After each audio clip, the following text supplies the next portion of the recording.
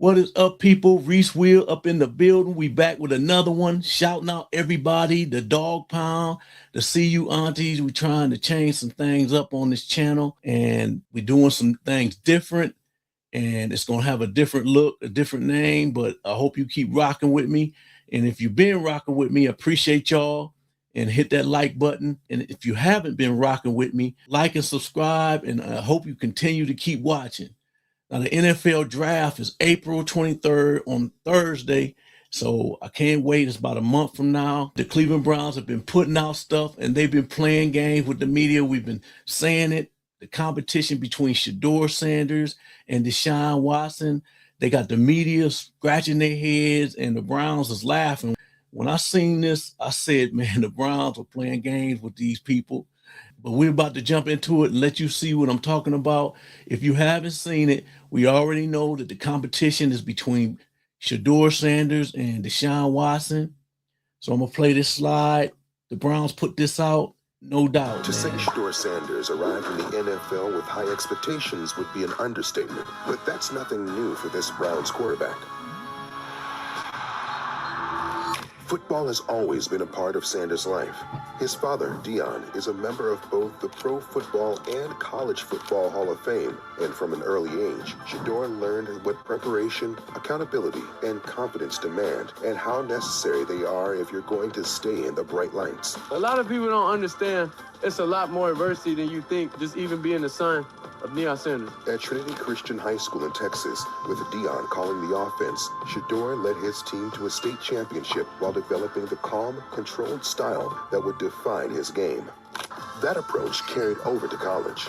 Across 2 seasons at Jackson State, Sanders posted a 23-3 record as a starter, becoming one of the most efficient quarterbacks in college football. In 2022, he was named SWAC Offensive Player of the Year, but he craved a bigger stage. In 2023, Sanders took his game to Colorado and changed the program's trajectory.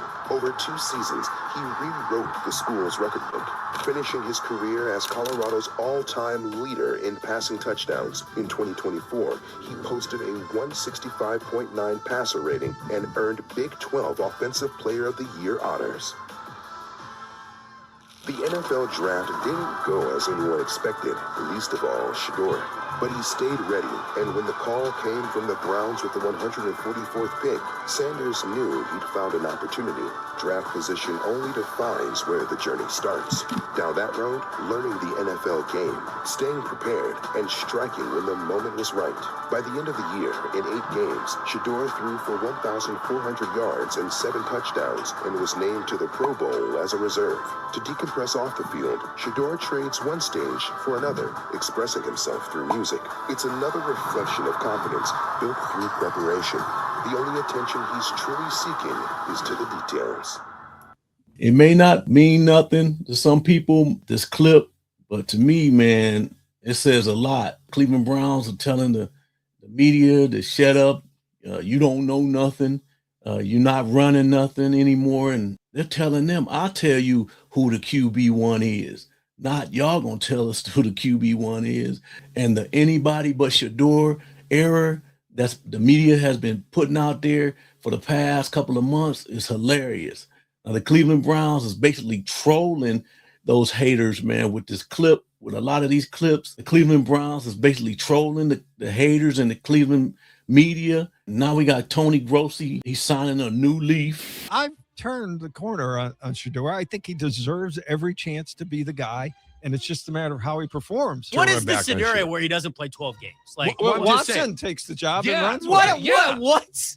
Like, I wouldn't be shocked if we go to OTAs and Dylan Gabriel's the backup to Shedeur Sanders. I wouldn't be shocked by that. And Watson would be 3rd on that list. Would you? Not in April, I wouldn't. Right. But not in July. Would you be shocked? Would you be shocked? I'd be shocked. Dylan Gabriel was 2nd on the list and Watson was 3rd. I'd be shocked. Deshaun Watson is the starting quarterback. Who the well, we don't know who they're opening with. In week 1. Start the season? Yeah. I wouldn't be shocked, but I agree with Riz that it's more logical to start with Shedeur with Watson. What an indictment that would be on Shedeur if Watson is your day one hey, starter. listen, if he doesn't beat him out, that's what you're looking at. I mean, it's not an indictment. It's just they having a competition. I don't know why you would even think something like that. These messages that the Browns are sending Tony basically has figured out what we've been saying the whole time, that is going to be between Shedeur Sanders and Deshaun Watson. I don't care what none of them guys say, and may the best man win. And in all honesty, and I honestly think they need to figure out a way to get rid of Dylan Gabriel, get him out of here, man. But I don't think anybody would take him unless it was Kevin Stefanski. Now we got Todd Monken's plans for the Browns offense. He, unlike Stefanski, who had the Stefanski offense, he is going to adapt to the personnel. So you saw it with Baltimore. You got Lamar Jackson. Okay, we're going to run an offense around Lamar Jackson. When he was at Georgia, the offense looked very different. When he was at Oklahoma State way back in the day, when they came a game away from making the national championship game, you know, they had Brandon Whedon, your guy, Riz, and then Justin Blackmon, who was a fantastic college receiver. They still ran the ball a lot. So that has been one consistent. They're going to run the ball. Well, I hope that they run the ball. I'm very excited about Todd Monken's offense. I love a coach that can adapt to his personnel. To me, I never understood that. How can you make a guy do something as an athlete that not his strong suit? I always loved my coaches, man, when I played, when he knew exactly what I could do and he played to my strengths. Then I can play free and you don't have to think about it because your coach is tuned in to what you can do. We got the draft coming up in a month, and Phil Yates is an ESPN sports writer, an analyst who's an NFL insider, and he provides some fantasy football stuff. And he's talking about his mock draft. And this is Rizzo talking about his mock draft. Field Yates has his mock out. Mock 2.0. Oh, they all read grossy. With the 6th pick, 2025 NFL Draft. See you at Northfield Park. The Cleveland Browns select Carnell Tate, wide receiver. Oh,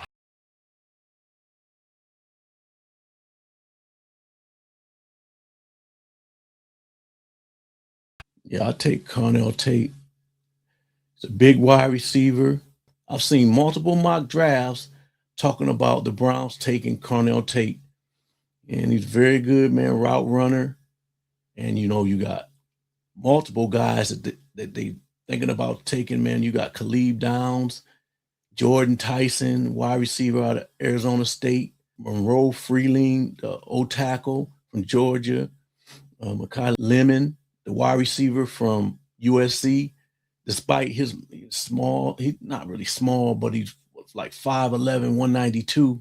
But he had a breakout season this past year, and that launched him into, you know, the top 10, into the conversation. You got Jordan Tyson and Carnell Tate for the best wide receivers in this class. So those three is up for grabs who the Browns is going to take.